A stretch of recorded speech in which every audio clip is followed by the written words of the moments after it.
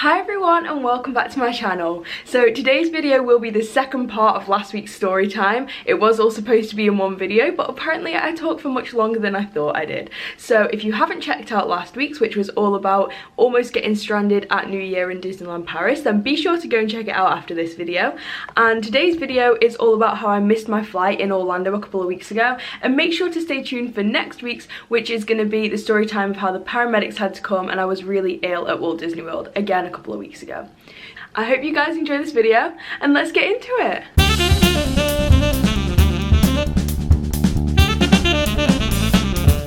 So on to the next story. This is how I missed my flight on the way home. Now obviously this isn't really Disney, but it was on my way back from Disney, so I just thought I'd quickly include it. It's only a really short one. Everything was going great. This was the trip that was super last minute, and I'd booked my flight to fly back on the Thursday evening so I would land on the Friday morning. And basically I had a dance competition in Manchester on the Saturday, so I would have like 24 hours. I was supposed to land in Edinburgh. If anybody doesn't know, I live in Dundee. Don't come find me, please. But basically, I was supposed to land in Edinburgh, and then I was supposed to come back to Dundee, grab all my stuff, and then get the coach down with everybody else for the Manchester dance competition.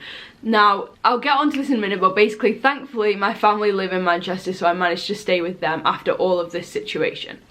So basically what happened was I arrived at the airport in plenty of time. Everything was great, you know. I would go get my little Starbucks drink, I sit down, I'm having a chill. I went through security, no issues, everything's great. So I'm sitting there and they call my flight, right? I was a little bit away, but like I was in viewing distance of the gate that I was supposed to get on. Like, I cannot believe this happened to me. Bear in mind, I fly all the time. It's not like I'm one of those people that doesn't really know how it works in an airport.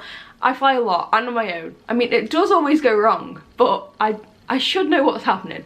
So they start calling special assistants, first class, and all those kinds of things. And I'm like, right, I've got like maybe 5-10 minutes before I need to think about moving, so this is great. And then they call whatever, like, premium economy and all that kind of thing. They specifically said on the speaker, if we haven't called your group, don't come up. So I was like, ah, great. I'll just like chill here for another couple of minutes until they call my group. So they keep going, and then I think I heard group 1 at some point, and then literally I would say less than 5 minutes later, I was like, that's a bit strange. I was group 3, by the way. I've not heard my group be called at all. Like, I was listening decently. I was literally just sitting there. I had nothing else to do.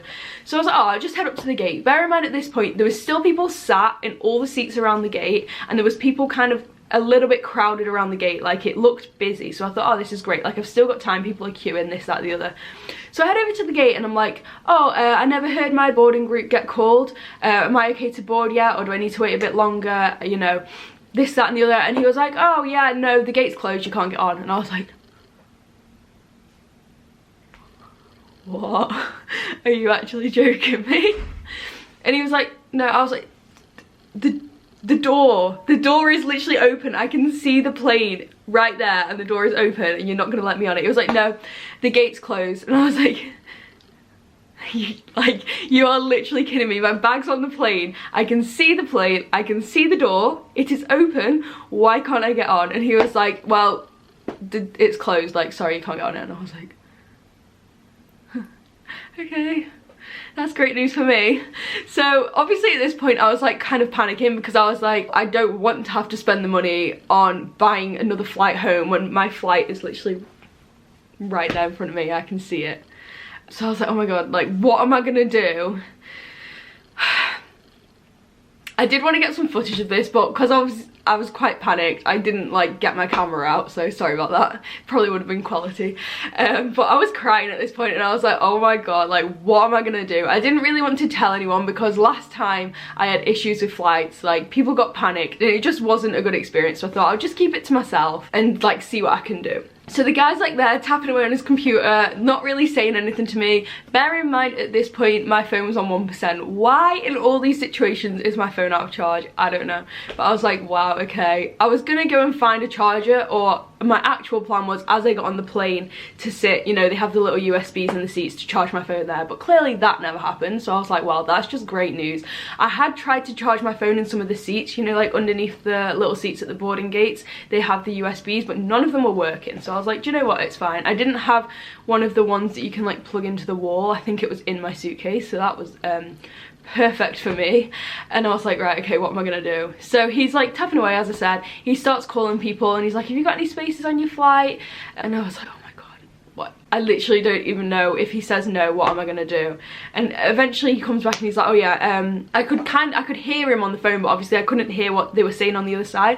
And he was on the phone to somebody. He was like, I'm just gonna call my friends over at Virgin. I was supposed to be flying on Delta, so he ring, whatever. Have you got any space on the plane from here to Manchester and then Manchester to Edinburgh? And I could tell from his face that it was a no. So I was like, here to Manchester would be perfect. If you can get me on that flight, fine. And he was like, okay. So he keeps talking, blah, blah, blah. And then eventually he's like, yeah, so the Manchester to Edinburgh is full, but I can get you to Manchester. And I was like, oh my god, I'm taking it, I'm going, I'm running, I'm getting on that plane. Like, no matter what, I was getting on that plane. Thankfully, actually, thank you to this man. Like, even though he wouldn't let me on the plane, he did sort everything out for me. So thank you to this guy that helped me, and thank you to Delta and Virgin and everybody kind of in this situation, because it could have been a lot worse. They could have just been like, nah, sorry, you missed it, like, don't know what you're gonna do now. So it was all sorted out for me. I headed over to the gate for the plane to Manchester, and everything was fine there. It was delayed by like half an hour, 45 minutes, but at the end of the day I was like, do you know what, it really doesn't matter. So I get on this plane eventually, get home. Thankfully my grandma came to pick me up at the airport. Thank you, grandma, love you. And that was basically the end of it. But then I realised, this is like a side note on the story, that all my stuff that I needed for the dance competition in Manchester, I was in Manchester, was locked in my room here in Dundee. And I'm the only person with a key. And I was like, oh my god. So I ring up, or I text the people that are like in charge of everything to do with the dance comp, and I was like, guys, like, have a bit of a situation, what are we gonna do? And they were like, okay, you know, I don't know. I rang up the letting agency of the people that kind of work with this flat that I'm in, and I was like, is there any chance you have spare room keys? Now, by the way, side note, I locked my room. Like, I didn't need to. Like, I trust my flatmates. It was just that I was going away for like a week, and I was like, just in case, I might as well lock it. Didn't have this outcome in mind at all. So thankfully they were like, yeah, we have keys. And so I send the people over, they grab my stuff, they come down, everything's great, except, guess what? My suitcase is lost in New York. My suitcase is lost in New York, isn't it? So I'm obviously now trying to find my suitcase, which has all my clothes, all my makeup, basically everything that I took with me inside. And I was like, perfect. I've got a dance competition, I have no makeup, I have no hair straighteners, I have no clothes at all. Thankfully my hairbrush and my toothbrush were in my hand luggage, and my phone charger. So I'm like, right, what now? So, by the way, I'm sorry if this is boring. I feel like people want to know this, or maybe they don't, but it's kind of funny, so why not? Anyway, carrying on with the story. So then we go to the shop and buy all the things, because like I had literally nothing, and then we had to find some like makeshift makeup collection. Like, bear in mind my grandma has like proper like white skin, whereas I'm like quite tanned, mixed race, you know. So the foundation was an issue. Somehow we managed to acquire some like orangey foundation and mix it with some lighter and like some random mascara, like literally the most random stuff. It kind of paid off in the end, like it was all okay. But obviously all my makeup was gone and everything else, all my clothes, I had to buy new clothes. Yeah, and then eventually I got back to Dundee. They actually sent my suitcase to my flat, which was really, really nice of them as well, the people at Edinburgh Airport. So in the end it kind of all worked out, but wow, stressful times. So that's the end of that story. I was so scared that this video was going to be really short, but it looks like it's actually going to be really long. So I'm sorry guys, if you're still here, give me a thumbs up.